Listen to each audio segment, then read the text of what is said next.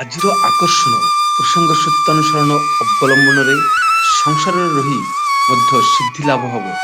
ପରମ ପ୍ରେମମୟ ଶ୍ରୀ ଶ୍ରୀ ଠାକୁରଙ୍କ ଆଦେଶରେ ମାତ୍ର ଏହି କାର୍ଯ୍ୟଟି କଲେ ହୁଏ। ଯିଏ କହନ୍ତୁ ନା କାହିଁକି, ଏହା ଭିନ୍ନ ଉପାୟ ନାହିଁ। ପରମ ପ୍ରେମମୟ ଶ୍ରୀ ଶ୍ରୀ ଠାକୁରଙ୍କ ଶ୍ରୀଚରଣରେ ମୋର ଭୂମିଷ୍ଠ ପ୍ରଣାମ। ପରମରାଧା ଜଗଜ୍ଜନନୀ ଶ୍ରୀ ଶ୍ରୀ ବଡ଼ମା, ପରମ ପୂଜ୍ୟପାଦ ଶ୍ରୀ ଶ୍ରୀ ବରଦା, ପରମ ପୂଜ୍ୟପାଦ ଶ୍ରୀ ଶ୍ରୀ ଆଚାର୍ଯ୍ୟ ଦେବଙ୍କ ଶ୍ରୀଚରଣରେ ମୋର ଭୂମିଷ୍ଠ ପ୍ରଣାମ।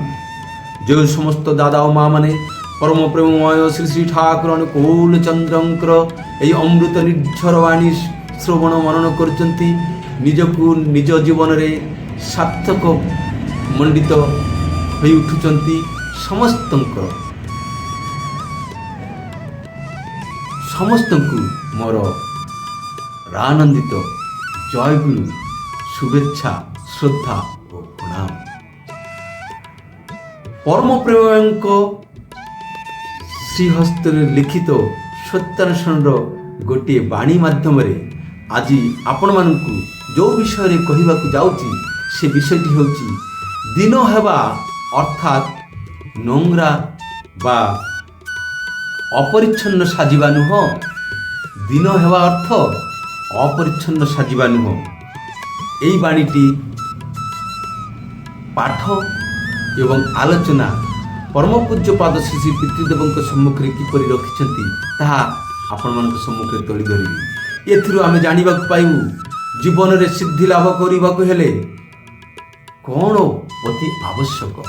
ଆମର ପ୍ରଥମ ପ୍ରୟୋଜନୀୟ ଜିନିଷ ବା ବସ୍ତୁ ବା ଗୁଣ ବା ନିର୍ଦ୍ଦେଶ ଆଦେଶ କ'ଣ, ତାହା ଆଜି ଆପଣମାନେ ଏହି ବାଣୀ ପାଠ ଓ ଆଲୋଚନା ମଧ୍ୟରେ ଜାଣିପାରିବେ। ଠିକ୍ ଅଛି, ତ ବାଣୀଟି ପାଠ କରିବା ଆଡ଼କୁ ଆଗେଇ ଯିବା। ପାଠକୁ ଆଗେଇ ଯିବା ପୂର୍ବରୁ ଆପଣମାନଙ୍କ ପାଖରେ ମୋର ଗୋଟିଏ ନିବେଦନ, ଏହା ଯେ ଅନେକ ସମୟ ଅନେକ ଧ୍ୟାନ ଏକତ୍ରିତ କରି ଆପଣମାନଙ୍କର ମନପୁତ ଆପଣମାନଙ୍କୁ ଭଲ ଲାଗିବ ଯେପରି ସେଇଭଳି ଭାବରେ ପରମ ପ୍ରେମଙ୍କ ଅମୃତ କଥାଟିକୁ ପ୍ରସ୍ତୁତ କରି ସାମ୍ନାରେ ଆଣୁଛି ଏବଂ ନିଶ୍ଚିତ ଭାବରେ ଭଲ ଲାଗୁଥିବ, ଆପଣଙ୍କୁ ଆନନ୍ଦ ପ୍ରଦାନ କରୁଥିବ। ତ ଗୋଟିଏ ଲାଇକ୍, କମେଣ୍ଟ, ସେୟାର ଏବଂ ସବସ୍କ୍ରାଇବ୍ କରି ମୋ ସହିତ ଯୋଡ଼ି ରହନ୍ତୁ। ନେକ୍ସଟ ଭିଡ଼ିଓଟି ଯେମିତି ଆପଣଙ୍କୁ ଯଥାଶୀଘ୍ର ମିଳିବ ସେଥିପାଇଁ। ଠିକ୍ ଅଛି, ତ ଆସନ୍ତୁ ପାଠଟି ଆରମ୍ଭ କରିବା। ପରମ ପ୍ରେମମୟଙ୍କ ଶ୍ରୀହସ୍ତରେ ଲିଖିତ ସତ୍ୟାନୁସରଣଟି ପାଠ ହେଲା ପରେ ପରମ ପୂଜ୍ୟପାଦ ଶ୍ରୀ ଶ୍ରୀ ପିତୃଦେବଙ୍କ ଆଦେଶରେ ବୃତ୍ତିରାଣୀ ପାଠଟି ଆଲୋଚନା କରିବାକୁ ଆରମ୍ଭ କଲେ ଏବଂ ସେ କହିଲେ, ଦିନ ଅର୍ଥ ଗରିବ। ଠାକୁର କହୁଛନ୍ତି ଦିନ ହେବା ଅର୍ଥ ଅପରିଚ୍ଛନ୍ନ ସାଜିବା ନୁହଁ। ଶ୍ରୀ ଶ୍ରୀ ପିତୃଦେବ କହୁଛନ୍ତି ଦିନ ଅର୍ଥ କ'ଣ ଗରିବ ହିଁ ହୁଏ, ଆଉ କିଛି ଅର୍ଥ ହୁଏ ନା। ଦିନ ଅର୍ଥ କ'ଣ ବିନୟୀ ହେବା, ନମ୍ର ହେବା।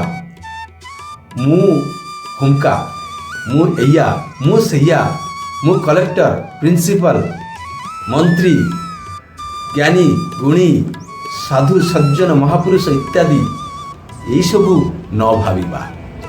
ତାହେଲେ ବାଣୀର ଅର୍ଥଟି କ'ଣ? ବାଣୀର ଅର୍ଥ ହେଉଛି ବିନୟ ବା ଦୀନ ଭାବ ଯାହାର ହେଇଛି, ଦୀନ ଭାବ ଯାହାର ଆସିଛି। ତା ଅର୍ଥ ଅପରିଚ୍ଛନ୍ନ ହେବା ନୁହଁ, ଯାହାକୁ ଆମର ଦେଶୀ ଭାଷାରେ ଗେନ୍ଧିଆ କହନ୍ତି, ଗନ୍ଧିଆ, ନିକୃଷ୍ଟ କହନ୍ତି, ସେଇଆ ହେବା ନୁହଁ। ଦିନ ହେବା ଅର୍ଥ, ବିନୟୀ ହେବା ଅର୍ଥ ଅପରିଚ୍ଛନ୍ନ ସାଜିବା ନୁହଁ। ଗରିବ ହିଁ ଯଦି ଏହାର ଅର୍ଥ ହୁଏ ତେବେ ଅପରିଚ୍ଛନ୍ନ ସାଜିବା ନୁହଁ।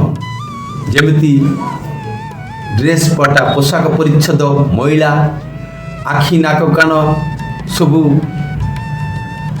ଅପରିଚ୍ଛନ୍ନ ଅପରିଷ୍କୃତ ଦାନ୍ତ ଘଷିବନି, ଏହା ନୁହଁ। ମୁଁ ଇଷ୍ଟଙ୍କର ସେବକ, ତେଣୁ ମୋତେ ପରିଷ୍କାର ପରିଚ୍ଛନ୍ନ ସଫାସୁତୁରା ରହିବାର ଆବଶ୍ୟକତା ଅଛି, ରହିବାକୁ ପଡ଼ିବ ହିଁ। ପରମ ପୂଜ୍ୟପାଦ ଶ୍ରୀ ଶ୍ରୀ ପିତୃଦେବ ଏହି କଥାକୁ ପୁଣି ଆହୁରି ସହଜ କରି କହିବାକୁ ଯାଇ କହିଲେ, ଭଗବାନଙ୍କ ନିକଟରେ ଶିଷ୍ୟ ସବୁବେଳେ ଦୀନ ଭାବରେ ହିଁ ରହିବ।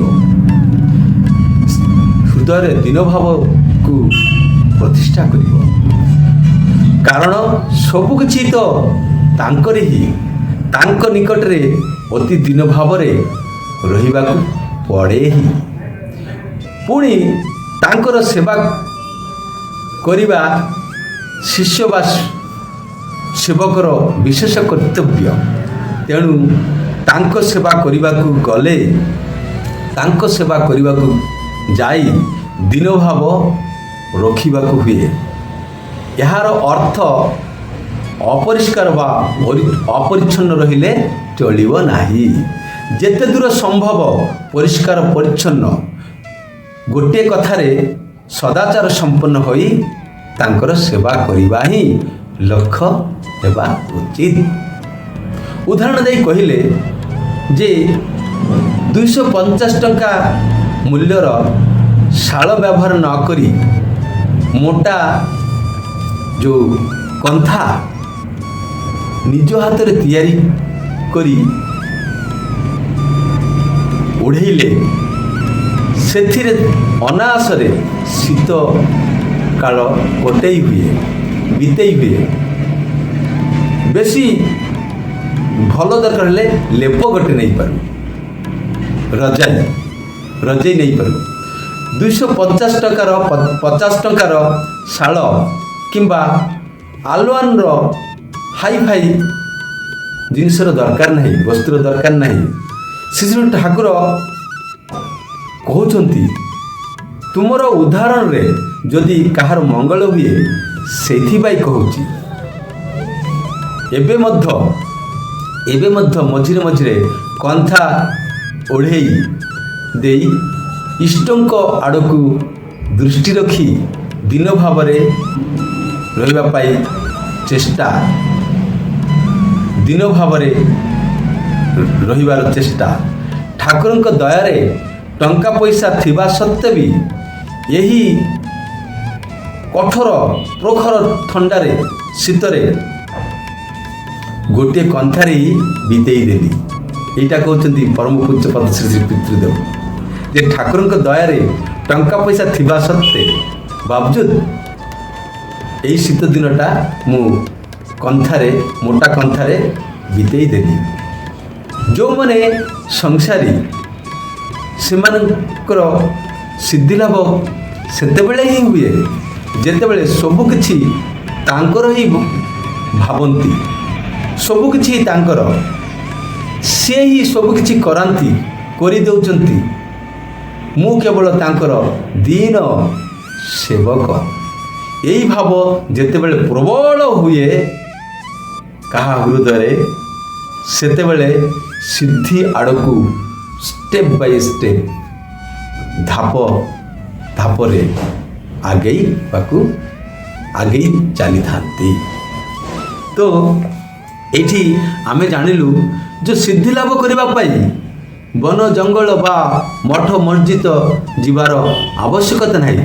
ସଂସାରୀ ହେଇକି, ସଂସାରରେ ରହିକି ଯଦି ଆମ୍ଭେମାନେ ଏହି ଜୀବନ, ଏହି ଧନ ସମ୍ପଦ, ବାପା ମା, ସ୍ତ୍ରୀ ପୁତ୍ର କନ୍ୟା, ଏହି ସବୁ କିଛି ତାଙ୍କରି ଦୟାରେ ମୋର ଜୀବନ ପରିଚାଳିତ ହେଉଛି।